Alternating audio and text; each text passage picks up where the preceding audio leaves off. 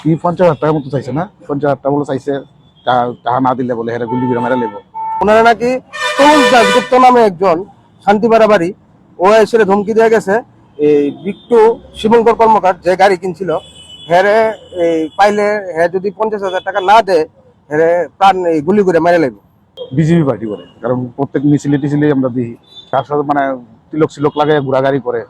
একবার এসব অপকর্ম করার আগে আমাদের রাজ্যের মাননীয় মুখ্যমন্ত্রী, আমাদের প্রদেশ সভাপতি শ্রী অভিষেক দেব রায়ের কথা একবার মাথায় রাখবেন, যে আপনি পার্টির নাম দিয়ে আপনি অপকর্ম করে, আপনি লুট করে, আপনি রোজগার করে নেবেন। এটা ভারতীয় জনতা পার্টি। শিবঙ্কর কর্মকার হ্যাঁ একটা গাড়ি নিছে, গাড়ি নেওয়াতে ওনারা নাকি তরুণ দাশগুপ্ত নামে একজন শান্তিপাড়া বাড়ি, ও এসে ধমকি দিয়ে গেছে এই বিট্টু শিবঙ্কর কর্মকার যে গাড়ি কিনছিল হেরে পাইলে হ্যাঁ যদি 50,000 টাকা না দেয় হেরে প্রাণ গুলি করে মেরে লাগবে। তনুজ দাশগুপ্ত। তা আমি হের লিগে এখন থানাতে আইছি একটা কেস করানোর লিগে, কারণ হেরও তো প্রাণের একটা ইয়ে আছে। কি কারণে তার কাছে টাকা? হ্যাঁ গাড়ি কিনছে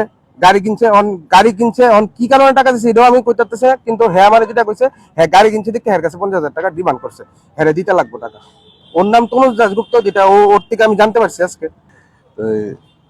তারে কইও ঠিক করে থাকতো, তারে তারে পিটার সামরাড়ি তুলালাম আমি, কিতিছে হইছে হেরে কইয়া দিও, জানাই দিও, একটা ফোন করে কইয়া দিও তারে, যাতে স্ট্যান্ডে আইলে যাতে ঠিক করে থাকে।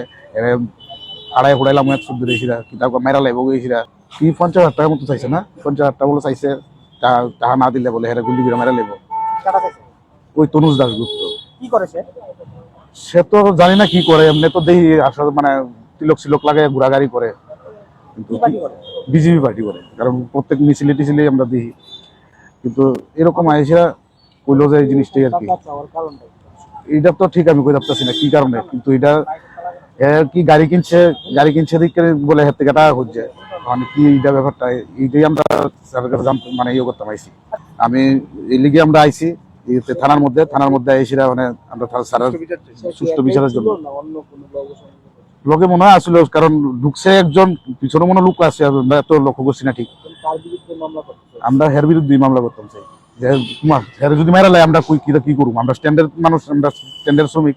এই বিষয়টা নিয়ে কি আগামী দিনে আপনার কোনো আমি তো আমরা সিএম সাহেবের কাছে দ্বারস্থ হবো জিনিসটা, এটা যদি থানা বাবু যদি সুষ্ঠু বিচার না করে। রাজ্যের সর্বকালের সর্বশ্রেষ্ঠ মুখ্যমন্ত্রী প্রফেসর ডক্টর মানিক সাহা জিন্দাবাদ।